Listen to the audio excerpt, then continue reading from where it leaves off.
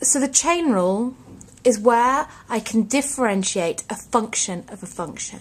So if we start out just with the simple case of writing down what the chain rule was, dy by dx, my regular differential with respect to x of a function, is equal to dy by du, my differential of y with respect to a different variable u, multiplied by du by dx. So, for example, if I have this function, y is equal to e to the x squared. Here I have x squared as one function, and I've got e to the x squared, so that's a function of a function. And so here I'm going to say, let u equal x squared, therefore y is equal to e to the u. So now I can differentiate y with respect to u. So dy by du is equal to the differential of e to the u with respect to u is just going to be e to the u. And now I'm going to have this function u. I'm going to differentiate this with respect to x. So this is du by dx. And so if I differentiate u, which is equal to x squared, by dx, I end up with this being 2x. The differential of x squared is 2x. And so my differential overall, my dy by dx, is equal to my dy by du, which is e to the u, multiplied by my du by dx. But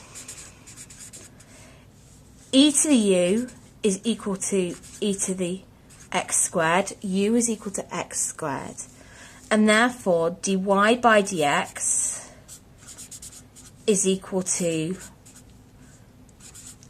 2x e to the x squared. So here I'm going to do a second example. I'm going to write down my chain rule. Dy by dx is equal to dy by du multiplied by du by dx. And I'm going to give the function y is equal to sine of x cubed.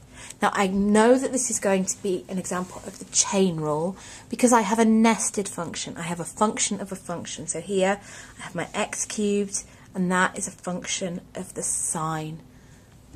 So a function of a function or a nested function, I'm always going to try to use the chain rule.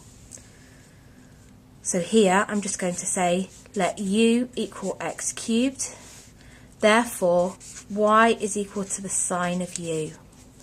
So dy by du, differentiating this function here with respect to u, my variable. If I differentiate a sine, I'm going to get a cosine, and that's just going to simply be the cosine of u. Now if I differentiate this function here with respect to x, so du by dx, if I differentiate x cubed, that becomes 3x squared.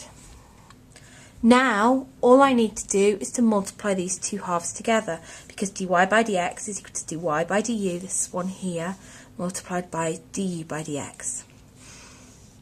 So dy by dx is equal to cos of u multiplied by 3x squared, but we remember u is equal to x cubed, so if I replace that back in here, and I'm just going to write this in a different order to make a little bit more sense.